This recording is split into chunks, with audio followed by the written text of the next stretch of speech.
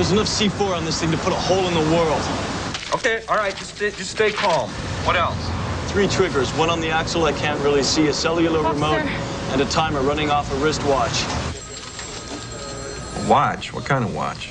Keanu Reeves engages in a citywide duel with a mad bomber who has rigged a bus in Speed, one of the new movies we'll be reviewing this week on Siskel and Ebert. We'll also look at the new Disney animated feature, The Lion King, review Billy Crystal and City Slickers 2, and talk to Spike Lee and Eddie Murphy. I'm Roger Ebert of the Chicago Sun-Times. And I'm Gene Siskel of the Chicago Tribune. Our first film is Speed, and this, quite simply, is an action picture that really delivers, and it also marks, I think, Keanu Reeves as an action star with a whole lot of charisma.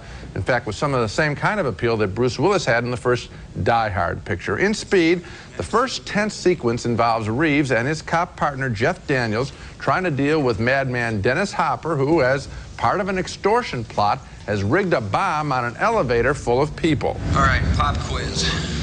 Airport, gunman with one hostage. He's using her for cover. He's almost to a plane. You're 100 feet away.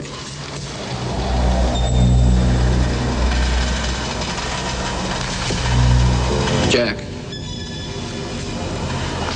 Shoot the hostage. What? Take her out of the equation. Go for the good wound and you can't get to the plane with her. As soon as the boys handle that mess, they get another. When I find you. Pop quiz, hot shot. There's a bomb on a bus. Once the bus goes 50 miles an hour, the bomb is armed. If it drops below 50, it blows up. What do? Reeves winds up on the bus, of course, and needs the help steering the vehicle from, naturally, the prettiest woman on board. There isn't a whole lot of competition. It's Sandra Bullock. Stay on, get off! Hold on!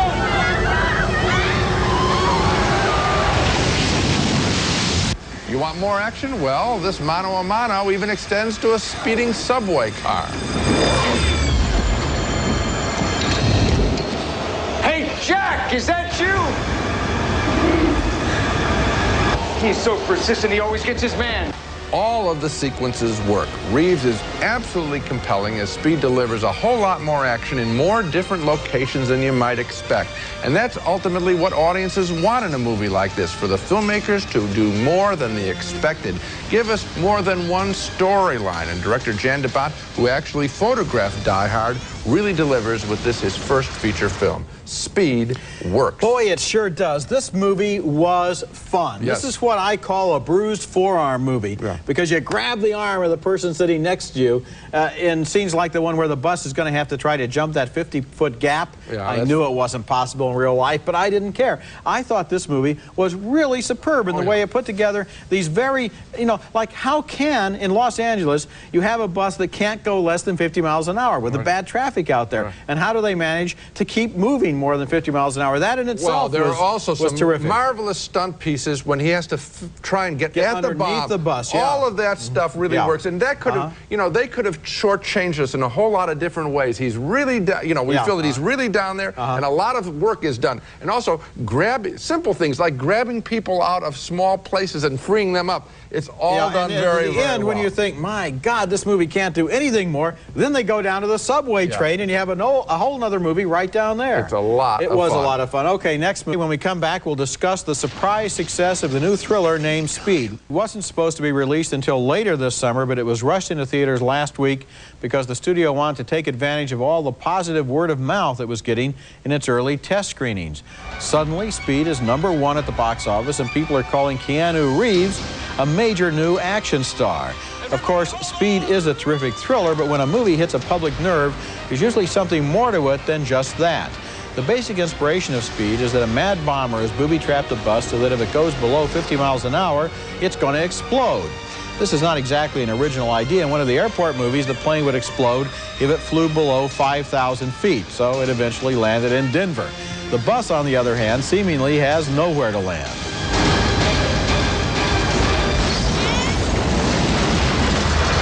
Keanu Reeves plays the heroic bomb squad member who jumps on and off the bus more than you might believe and even ends up underneath it trying to defuse the bomb. Somehow the movie makes room for a relationship between Reeves and Sandra Bullock, who plays a passenger who takes over the wheel, but one key to the movie's success is that it never stops for this or anything else.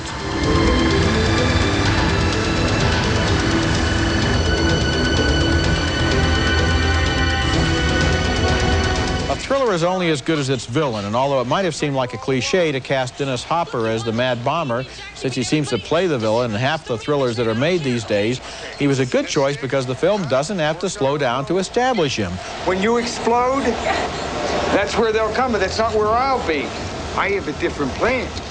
Mess like that, they don't even count body parts. I've read reports that the studio, 20th Century Fox, was surprised when preview audiences reacted so enthusiastically to Speed. Since it didn't have a big action star and a giant budget, maybe they didn't expect it to do well. But one of the messages of this movie is that audiences are uncanny at finding films where entertainment is the bottom line. Big budgets and big names aren't always as important as the traditional Hollywood craftsmanship involved in telling a strong story with characters the audience can identify with. Of course, that's not as easy as it sounds, but director Jean de Bont and writer Graham Yost had the courage of their convictions here.